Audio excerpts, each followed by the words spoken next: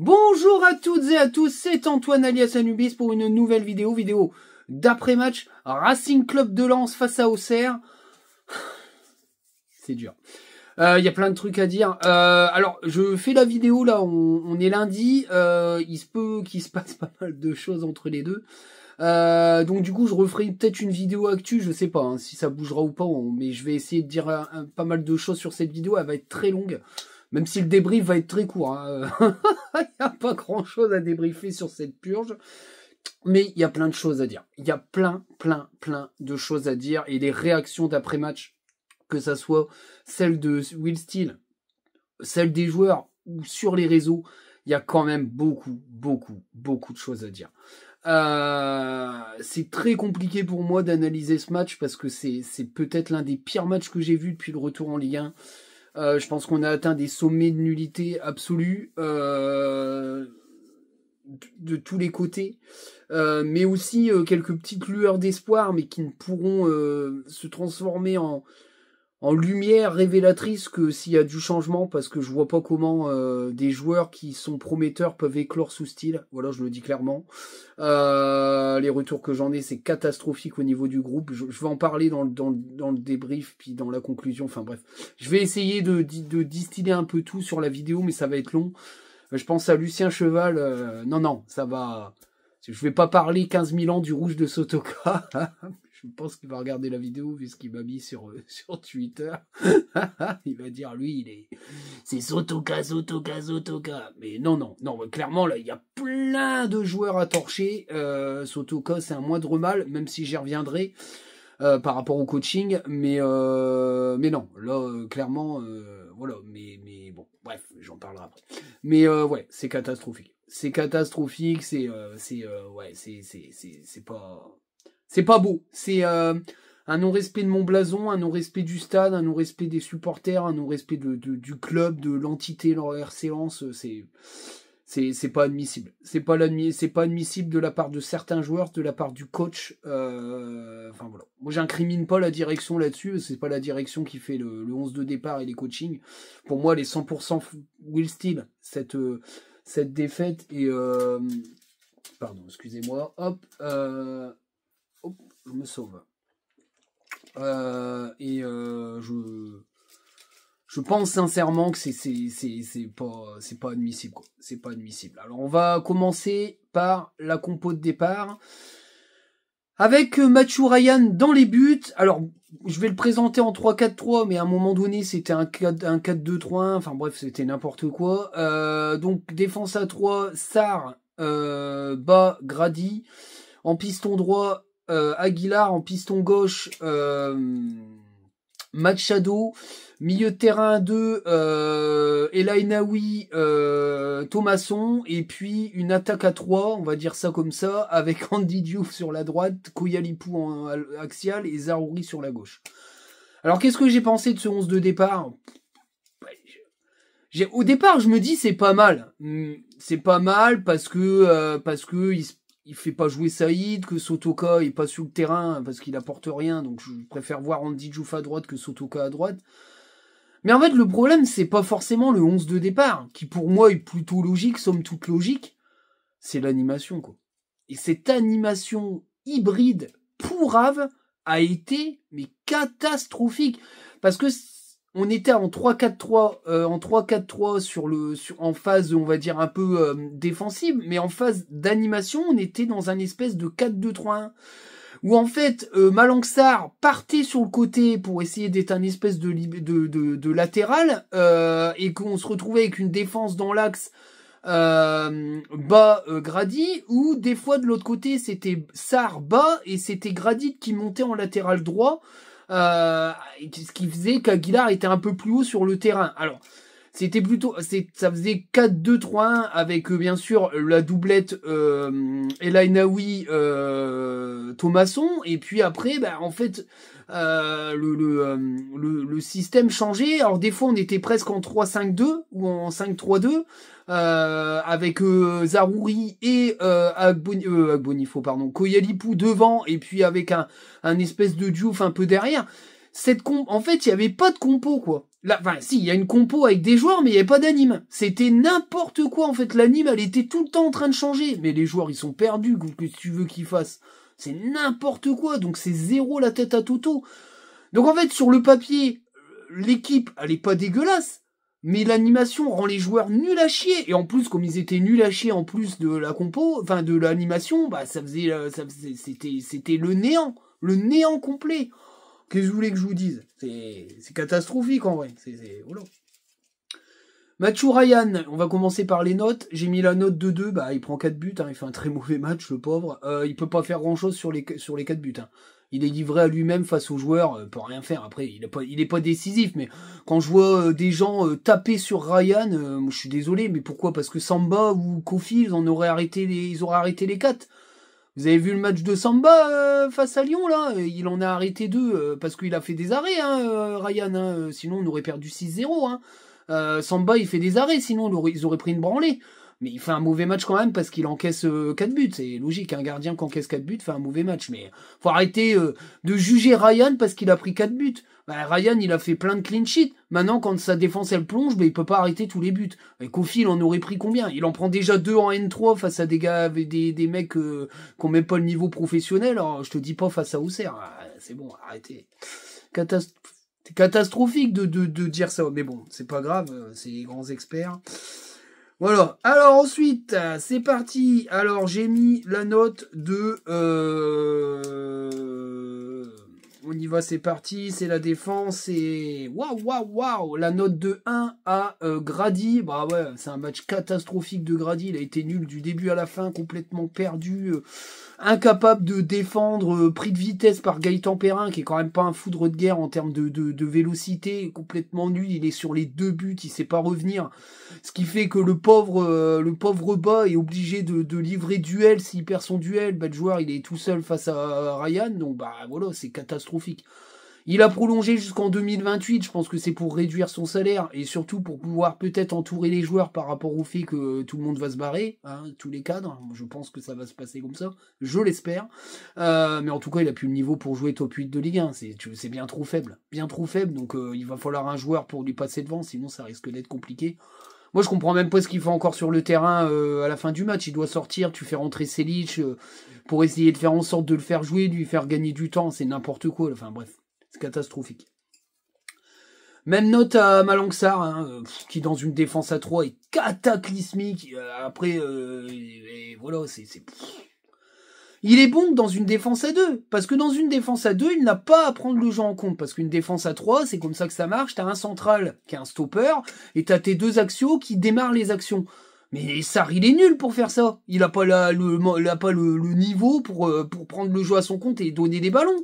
Il a fait que des passes en carton. Alors bien sûr, défensivement, il est capable de gagner des duels, mais il est nul en défense centrale, en axial gauche. Et puis quand il passe en hybride défense à 2, quand c'est Grady bas et que lui il monte en latéral gauche, mais il se fait presser, il a perdu plein de ballons. Catastrophique. Djoumaba, ben, ça me fait chier, je vais être franc avec vous, autant sur les 20 premières minutes il est énorme, après ben, il perd ses duels, il y a but, donc j'ai mis la note de 5, match moyen, mais il est pas aidé, hein, parce que ses collègues autour de lui sont nuls, donc ben voilà, malheureusement sa note plonge à cause de ça. Je pense qu'on lui dira adieu cet été, il est hors de question que ce mec-là reste l'année prochaine, j'y crois moyen, de toute façon il n'y aura pas l'Europe, puis je pense qu'il voudra se barrer de ce club-là, hein, il appartient à Manchester City, je pense qu'il fera 6 mois. Donc voilà, il y a tout à refaire, il y a toute une défense à refaire, enfin bref, c'est peut-être là qu'il faudra peut-être plus prendre des éléments d'expérience, type Djoubal ou des défenseurs de ce niveau-là, mais je pense que Djoumaba va pas rester 1 an. S'il reste 1 an, qu'il a des garanties avec un effectif, peut-être qu'il sera reprêté par Manchester City, mais le trauma crânien, la double commotion, enfin tout ça, ça a pas trop plu à City, donc je pense pas qu'on va le revoir. Hein. Voilà, alors est-ce qu'ils vont nous reprêter Kuzanov? Ça pourrait le faire, moi je le prends, hein, vraiment. Hein. Aïe. Match Shadow, j'ai mis la note de 2, enfin un très mauvais match, pas du tout dedans, très mauvais piston, très peu de centre, très mal à l'aise défensivement, pas du tout là, il a lâché complètement. C'est pareil, il a encore une valeur marchande, je pense qu'il a fait le tour à Lens et qu'il doit partir ailleurs. Voilà, peut-être en Ligue 1 ou à l'étranger, mais je pense qu'il a plus la tête à Lens, comme plein de joueurs qui ont lâché l'histoire et qui ont lâché le coach, mais c'est un très mauvais match de sa part. Il y a eu plus mauvais. Hein. Je vais mettre la note tout de suite. La première d'une longue série dans cette équipe. 0 à Aguilar. Match cataclysmique d'une nullité absolue. Il n'est pas piston, il ne le sera jamais. C'est pas un piston, c'est un latéral droit qui a besoin d'un ailier devant lui pour percuter, montrer. Sauf qu'il s'est plus percuter parce qu'il est, il a plus 20 ans et que il est nul au centre. Il a raté sous ses centres. Il a fait un seul centre du match. Le reste, c'est 0 la tête à Toto. Quand t'es piston et que tu sais pas centrer, tu sers à rien. Il frappe pas, il fait des passes de merde. Enfin, cataclysmique. Il a été nul à chier, c'est pareil, lui, il faut pas le prolonger. Au revoir, salut. Il veut prolonger à Lens avec une prestation pareille. J'espère que la direction va pas faire cette erreur-là, parce qu'il a je veux dire, il peut pas jouer piston, faut lui mettre un piston devant lui, puis il joue plus, quoi. Donc, à part lisser son salaire en le prolongeant d'1 an, puis en divisant son salaire par 2 pour faire des économies, parce que il va falloir faire des économies avec les droits TV, tout ça, et les mecs invendables, prolonger pour le diviser son salaire par 2, ok, mais il joue plus, quoi. Oh, cataclysmique. Deuxième 0, Thomasson, cataclysmique. On a retrouvé le Thomasson de la saison dernière. Il manquait pas celui-là. Il a été nul. Le nombre de ballons perdus, de duels perdus, de passes de merde. Il fait des fautes, fait n'importe quoi. D'ailleurs, Aguilar, il aurait pu prendre rouge parce que il perd le ballon derrière. Il fait une énorme semelle. Il prend jaune. C'est limite quand même. Hein. Mais bon, les deux, nul à chier. Nul. Retour du Thomasson de la saison dernière. C'est affolant. Affolant. Elainaoui, j'ai mis la note de 2. Très mauvais match d'Elainaoui. Il a perdu plein de ballons, des passes en profondeur ratées. Alors, il avait un énorme strap au genou. Peut-être qu'il était gêné. Par contre, il n'était pas gêné de bouffer de la graille dégueulasse la veille du match. C'est une petite aparté. Mais voilà, il bouffe de la merde la veille du match en mode on va se cacher un peu du staff. Voilà, quand tu bouffes de la merde, à mon avis, quand t'es un sportif, ça marche pas. Hein. C'est VF, CF Saïd, c'est pareil, il a fait une saïdade. Putain, il m'énerve les joueurs. Très mauvais match. Andy Diouf. Alors Andy Diouf, je suis un peu embêté. Mais je vais mettre la note de... Je peux pas mettre une très mauvaise note. Je mets la note de 5 à Andy Diouf. Parce qu'il fait un match moyen. Il y a quelques passes un peu ratées. Mais ça a été le plus technique de l'équipe. C'est le seul qui a réussi à perforer dans le milieu de terrain. Il sort à la mi-temps incompréhensible quand on voit les autres joueurs. Pas mis à son poste. Enfin bref, c'est n'importe quoi. Complètement perdu dans un système qui change tout le temps. Enfin bref. Voilà. Mais moi, j'ai pas trouvé qu'il avait été plus catastrophique que les autres. Ça a été un de ceux qui a été les moins mauvais. Un de ceux qui a été les moins mauvais. La note de 6 à Koyalipou. Et je maintiens. Moi, je pense que c'est une très bonne pioche. Bien entouré, bien mis en confiance. Il peut enchaîner les buts. La bicyclette, elle est magnifique. Passe très peu d'à côté. Il a une grosse occasion. C'est parade de Léon. Avec des ballons bien dosés, bien donnés, il est bon. Il dribble, il donne un super ballon pour Miskin. Il me saoule. Et Fulgini qui fait une passe au gardien. Enfin bref, je vais encore insulter des mères, donc je vais pas le faire. Mais il a fait un match correct. Il a eu toute la première mi-temps des parpaings de Elainaoui et consorts dans la profondeur. Nul à chier, pas un ballon dans les pieds, pas un centre sur la tête. Comment voulez-vous qu'un attaquant existe? Moi, je suis désolé, je mets la note de 6. Et en plus, il sort. Il sort. Mais allez vous faire foutre, en vrai. Il sort pour qui? Pour Saïd. Il sort pour Saïd, les gars. Saïd. Tu le sors à la putain de 74e minute, alors que c'est lui qui a toutes les occasions en deuxième pour faire rentrer Wesley, Fantomas, Saïd, qui a eu une seule occasion et qui est tombé par terre, qui a glissé, qui a même pas eu le ballon. Ah, c'est bon. Ah, c'est bon. Zarouri, il était bon en piston, alors là, il a été 0, hein. Nul. Et il sort, lui, à la 88e minute pour Pouilly. Mais c'est bon, les gars, c'est bon, n'en jetez plus. Et bref, 9 millions d'euros. Ah là, lui, c'est une foirade totale du recrutement, hein. Mais ça, c'est recrutement style, hein. Recrutement style. Voilà. Super. Alors on tape sur le recrutement, mais quand c'est Will Steele, bizarrement, on met le recrutement sur le dos de la direction. Ça a été voulu par Steele, ils l'ont exigé qu'ils viennent, la fratrie Steele, ils l'ont fait, hein, et puis ils ont payé cher pour l'avoir. Hein. Hop, je reviens. Ah, c'est en live, hein, il n'y a pas de coupure, les gars. On s'en fout, de toute façon. Putain, ça me casse les couilles. Désolé, les enfants, mais en vrai.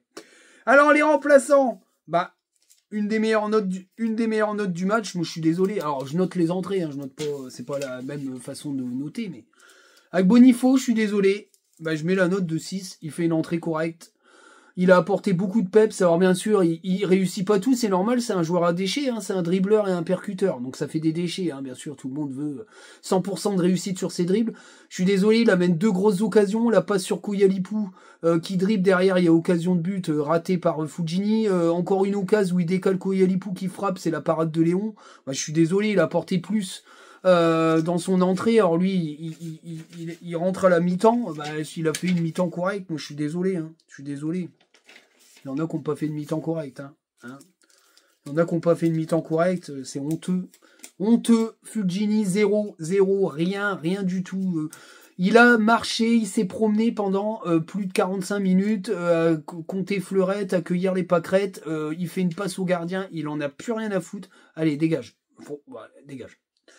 Dégage de mon club. Putain. Tellement été hypé par lui, je suis encore plus vénère que tous les autres joueurs. Sotoka, bah c'est la même note, hein. 0, cataclysmique, une entrée, mais alors indigne du maillot en soie, comme Fulgini. Et en plus, il a le luxe de prendre un rouge direct. J'espère qu'il va prendre 2 matchs. Hein. Et que sa carrière se terminera sur cette pépite face à Auxerre, qui représentera bien toute sa saison. Et franchement, tous ceux aujourd'hui qui défendent ce joueur sur cette saison-là, c'est les mêmes qui chient sur la direction H24. C'est des ennemis du club. Ce mec-là, il joue contre le club depuis plus d'1 saison et demie. Il a foutu le bordel dans le vestiaire. Il a foutu le bordel au mercato d'été en râlant parce qu'il y avait des recrues offensives et que ça devait être Saïd, le nouveau titulaire de l'attaque. C'est inadmissible. Il a pleuré quand il a été sur le banc, quand il est passé à 4 derrière, machin. Il a pleuré, il a foutu le bordel. Voilà. Voilà. C'est tous les retours que j'ai là-dessus. Donc, l'inusable, l'infatigable, le gros pilier. Allez, hop, là-dessus, il y a dans la conf d'après-match lunaire de Will Steele, il y a bien un truc, c'est qu'il faut tourner la page, ouais, clairement. Mais il aurait fallu le faire avant. Hein. L'entrée, il a tout raté, tout. Il est rentré, il en avait rien à foutre. Il a dit, moi, je m'en vais, je fais un gros tac de merde, je prends un rouge et je rentre chez moi. Voilà. Super, la Manta. Pouilly, non noté, puisqu'il n'a pas touché un ballon. Voilà. Alors, quand il faut le faire démarrer les matchs, tu mets Antonio, puis quand c'est la vraie merde, tu le fais rentrer. Je pense que le joueur, il doit en avoir gros sur la patate, parce qu'il doit se dire, putain, Will Steele, merci, quoi. Il m'aime pas du tout. Will Steele, bah 0, hein. Cataclysmique, coaching de merde, remplacement de merde, animation de merde, choix de merde, réaction de merde. En plus, tu réunis tout le monde autour du terrain en rond, t'as pris 4-0, je sais pas, tu rentres au vestiaire, tu fermes ta gueule, quoi. Enfin, et puis alors, la sortie lunaire, faut tourner la page dans le staff, dans l'équipe. Il s'est mis tout le monde à dos. Lui, il a dit, allez, tiens, gars, gros wad, et je me rentre chez moi. Ben vas-y, gars, parce qu'apparemment, les Saints, ils te cherchent. Va en Angleterre. Voilà, ta femme, elle a besoin de toi. Nous, on n'a plus besoin de toi. Allez, ça dégage. Ah, moi, je suis halluciné. S'il reste, de toute façon, ça va être le gros bordel, parce qu'il faudra virer tout le monde. Donc, 0. Il est 0 depuis 3 mois. On met ça sur le dos de la direction alors que c'est lui qui fait les choix. Moi, je suis désolé, je le redis aujourd'hui. S'il avait aligné toutes les recrues du mercato d'hiver et qu'on aurait été nul comme ça, j'aurais été le premier à chier sur Diego Lopez. Clairement, aujourd'hui, on peut pas dire que le recrutement est raté. Djoumaba, il a pas joué pendant 4 matchs, t'as perdu 4 matchs d'affilée, c'est une honte. Alors qu'il était présent, chaud et dispo. Il arrive sur le terrain, c'est un miracle parce que il est tellement à poil défensivement qu'il le met à contre-cœur, hein, parce que les retours j'en ai, c'est qu'il est contraint de le mettre, hein. Bon, il a pas choisi de le mettre et qu'il était prêt, hein. T'es contraint de le mettre, tu fais 2 clean sheets, tu gagnes contre 2 grosses équipes du championnat. Marseille le deuxième et Rennes qui s'était très fortement renforcé. Je suis désolé, c'est catastrophique. Il aurait fait jouer toutes les recrues. Selic, il l'a envoyé à N3 sans se renseigner, sans machin, sans discuter. Résultat, la N3 va prendre moins 6 points. Il a pénalisé tout son club, de l'équipe première à la N3, et il a tout faux. Aujourd'hui, le seul gagnant de l'histoire, c'est Lopez. Je parlerai après des sifflets, des machins, des bidules. Mais Lopez, lui, on va pas lui reprocher que ses recrues sont nulles. Il ne joue pas ou il joue pas à leur poste. C'est catastrophique. Catastrophique. Le public, en fait, je suis un peu circonspect. J'aurais mis 7 parce que je trouve que la Marek était très chaude et a vraiment fait beaucoup de bruit. D'ailleurs, je mets 7 au parcage au Serrois, par contre. Parcage au Serrois, 7, très très beau, très belle ambiance, magnifique parcage au Serrois, les gros publics au Serre. Franchement, et nous, 6, parce que le tifo était magnifique, que la Marek était bien chaude, mais alors les Lopez d'émission, enfin, s'il te plaît, le capot, va bois de l'eau, quoi, parce que franchement... pas faire siffler pas les joueurs, pas dire style d'émission. Alors on sait, ça marche beaucoup à l'affect dans ce milieu-là, comme sa femme elle est malade, on tape pas dessus, machin. Ah non, alors s'il te plaît. Heureusement qu'on est 9e, hein, parce qu'on serait 14e avec ces matchs-là, mais on serait en Ligue 2, hein, clairement, avec le niveau affiché. On verra la gueule s'il reste et que vous faites des matchs comme ça pendant 3-4 mois au début de l'année, vous allez voir si vous allez encore dire Lopez d'émission. Enfin bref, moi j'ai trouvé ça stupide, c'était absolument pas le truc à faire. Faut aller surtout siffler les carnes que vous aviez sur le terrain. Vernis, l'arbitre, bon, j'ai mis la note de 5, bon, je l'ai trouvé moyen, il aboie tout le temps, il attrape les joueurs, il fait un peu prof, moi je suis pas terrible, hein. J'ai pas trop aimé l'arbitrage, mais bon. Après, il a plutôt bien arbitré, le carton rouge y était. Bon, il y a peut-être un petit truc sur... j'ai revu le match, il y a peut-être une petite faute sur Machado, mais il n'y a pas quoi siffler penalty, mais j'aime pas sa gestuelle et j'aime pas sa manière de s'exprimer envers les joueurs. Pas trouver ça, bon, bref. C'est assez moyen, Vernis, c'est pas trop mon dada. Bon, je pense que j'ai fait tout le monde, hein, j'en ai ras le cul de noter... On va passer au débrief. On est nul. Voilà le débrief. Non, mais la première mi-temps, elle est catastrophique. On fait 10 minutes intéressantes, puis après, on a perdu le fil totalement. Les joueurs en vacances, il n'y a pas une passe qui passe, tout est fait à l'arrache. Les Auxerrois jouent bien le coup, hein, parce que comme on est inoffensif et qu'on sait pas faire une passe, ils récupèrent le ballon très haut. Et puis, comme on est dans une défense hybride à 3, à 2, à 3, à 2, d'un moment donné, les défenseurs, ils sont là ou ils sont plus là, il reste plus que Bock, il peut pas tout faire tout seul, malheureusement, il est délaissé, quand il se fait passer, il n'y a plus de défenseur derrière, donc ils mettent 2-0 très logiquement dans ce match, et puis voilà, la deuxième mi-temps, il fait des changements, c'est lunaire.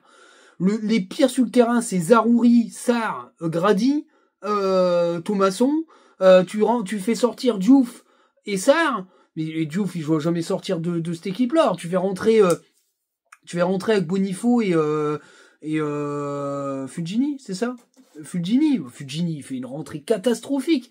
Puis après, c'est le coaching, c'est n'importe quoi. Tu sors El Ainaoui pour faire rentrer, tu fais des changements, c'est n'importe quoi. Tu passes véritablement en 4-2-3-1, ça marche même plus, parce qu'avec Fulgini, ça marche pas.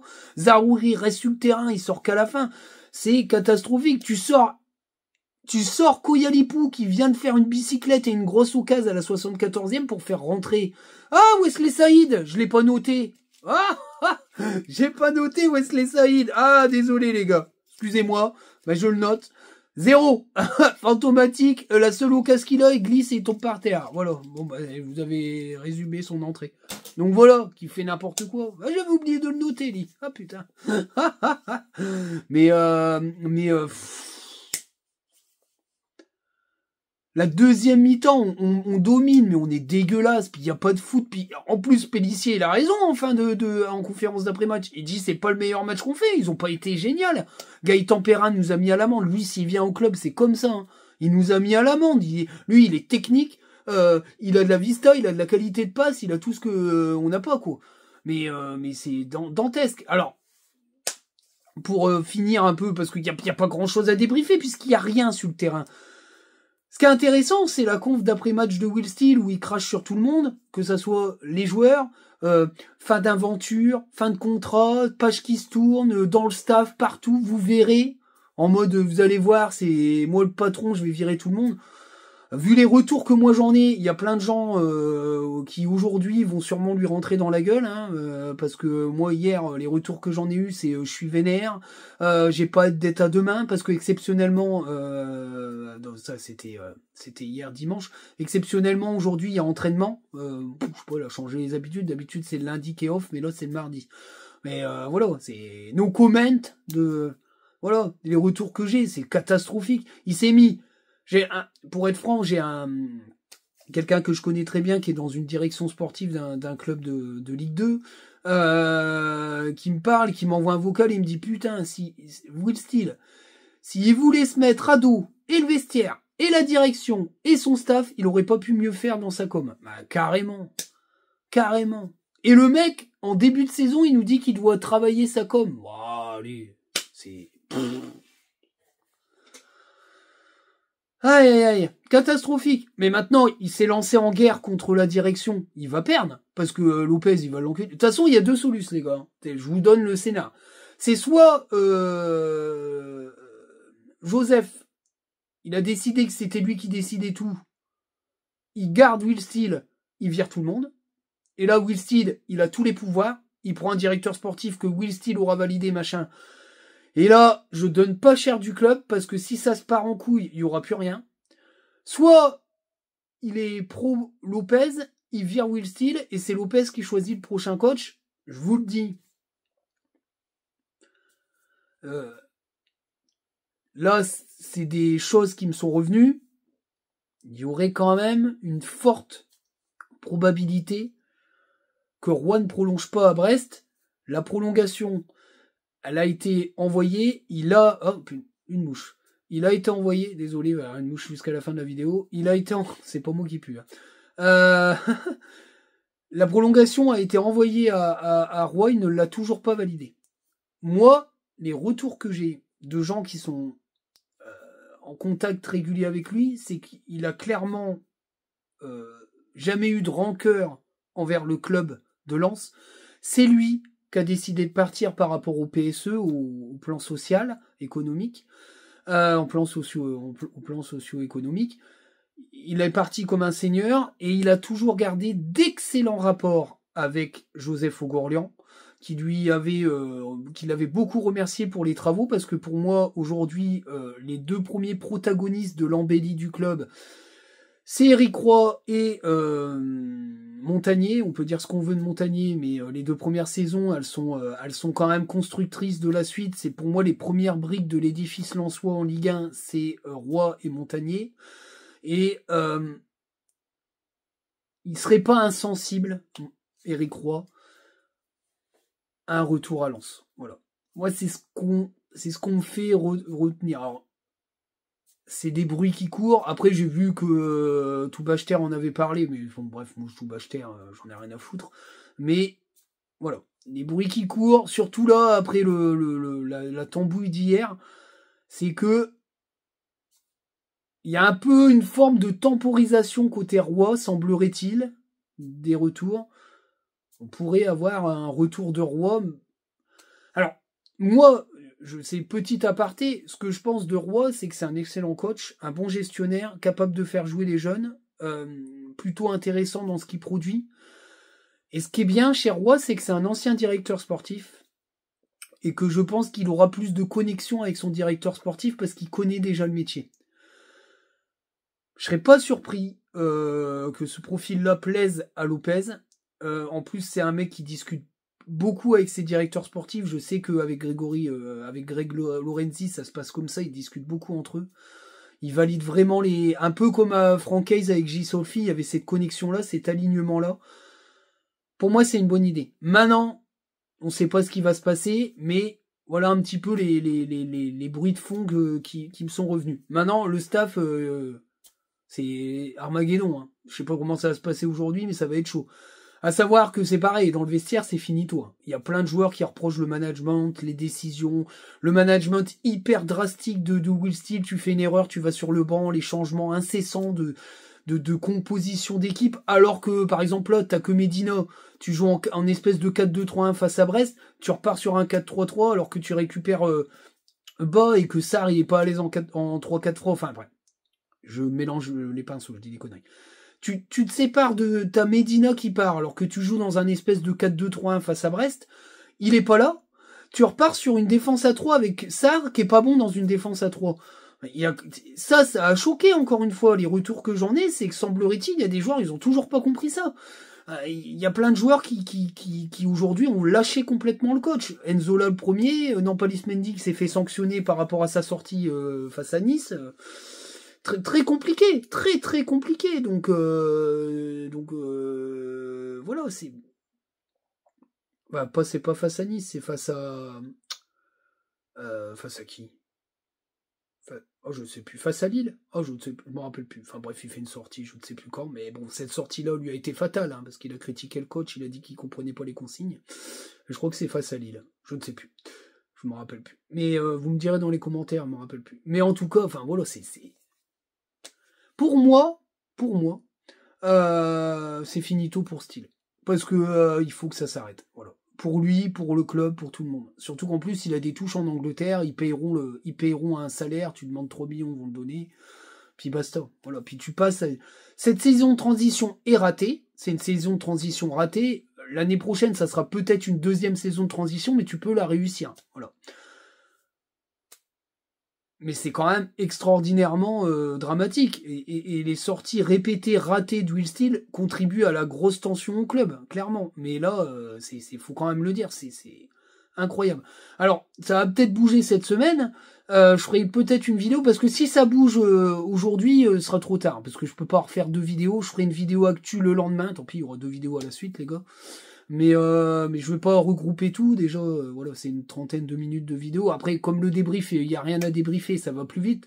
Mais voilà, mais aujourd'hui, quand c'est pareil, les réseaux sociaux aujourd'hui, on tape sur le recrutement. Mais je veux les voir, moi, les recrues. Où c'est qu'il est, Selic? Parce qu'il est en réserve, il a pas été si mauvais que ça. Il fait un premier match, il est pas trop aidé. Les autres matchs, il est solide. Qu'est-ce qu'il fout? Pourquoi il rentre pas? Pourquoi Grady qui est éclaté, il sort pas? À un moment donné, voilà, il parle de fin de cycle. Ben, dégage tous les joueurs et mets les recrues. Qu'est-ce que tu n'as... Là, je veux voir Selic, moi, qui rentre. Je veux voir Tom Pouilly, moi. Tu dégages Fulgini et compagnie, voilà. Mais, de toute façon, il peut pas dépoiler la N3, les coincés. Donc, qu'ils mettent les recrues, qu'ils fassent quelque chose. Il ne l'a pas fait. Il s'est tué tout seul. Voilà. Et aujourd'hui, tu peux pas reprocher à ton staff, à tes joueurs et à la direction ce que toi, tu n'as pas fait. Il aurait aligné les recrues et on aurait été mauvais. Tout le monde aurait craché sur la gueule de Lopez. Moi le premier parce qu'il aurait raté son mercato et que c'était très important. Là, il est en toute puissance Lopez. Il l'a pas fait jouer pendant 4 matchs. Quand il joue, tu gagnes les matchs. Agbonifo, tu le mets à gauche, il est nul. Tu le mets à droite, il fait des matchs intéressants. Koyalipou, il marque son premier but dès le premier match. Il fait un match médiocre. Tu le mets sur le banc. Quand il revient, il marque 2 buts en 3 matchs. Ah, je suis désolé. Le recrutement est pas si mauvais, Selic. Moi, j'aimerais bien le voir sur le terrain. À un moment donné, non, je suis pas d'accord. C'est pas possible. Voilà, il s'est loupé. Will Steele s'est planté. Alors la conclusion, c'est que c'est fini pour l'Europe, la saison est terminée, il reste plus qu'un déplacement à Lyon, je vous dis pas, on va prendre une branlée. Et recevoir Monaco, on va se faire déchirer, c'est 2 équipes qui jouent l'Europe, donc ils vont nous piétiner, et on sera pas un juge de paix. Hein. Alors après, on est capable d'aller gagner à Lyon, hein, tellement on est complètement versatile, mais il a perdu son vestiaire complètement. Ça, c'est Momotou Bachter en a parlé, mais c'est une réalité, hein, le vestiaire est totalement éclaté. Par exemple, petite indication, un joueur comme Medina s'est vachement rapproché d'Enzola. S'est rapproché à tel point qu'il est quand même plutôt parti pris d'un mec comme Enzola. Donc, voilà, il comprend. Quand il met les Instagram avec des smileys, des pétards, machin, parce que l'autre il est habillé, que tout le monde est en tenue de sport, qu'il en a plus rien à branler Enzola. Ça monte la friction, tu vois, il prend pas parti de son coach, il prend parti du joueur qui est mis de côté, donc tu vois bien, c'est finito. Mais de toute façon, Medina, c'est fini. Hein. Lui, il veut partir absolument. De toute façon, il y en a plein. Hein. Aujourd'hui, tous les joueurs bankable veulent partir. Voilà, c'est fini. C'est pas que la direction, hein, c'est beaucoup le coaching. Alors, pour être franc, beaucoup se posent la question des entraînements. Pourquoi on s'entraîne que le matin? Pourquoi... Voilà, alors il y a eu une mise au vert obligatoire avec une communication complètement dégueulasse.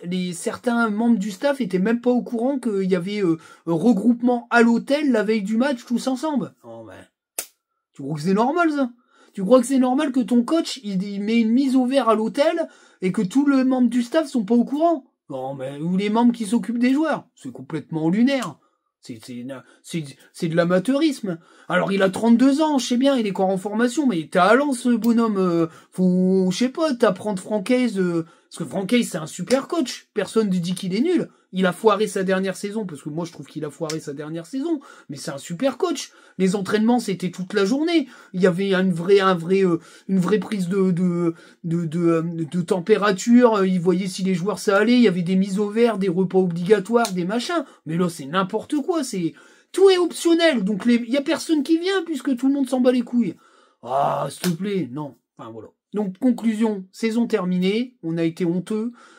On aura plus fait de points à l'extérieur qu'à domicile. C'est une catastrophe. C'est la première fois de toute l'histoire du Racing Club de Lens, je crois, ou alors la dernière fois c'était il y a 1000 ans, et c'est la première défaite par 4 buts d'écart face à un promu de toute l'histoire du Racing Club de Lens. Si avec ça tu te sépares pas de Will Steele, moi je comprends rien. Sur ce, je vous dis à très bientôt, vidéo d'actu dans la semaine, je pense que ça va bouger, c'est impossible autrement, mais voilà, c'est catastrophique. Catastrophique. Salut les amis.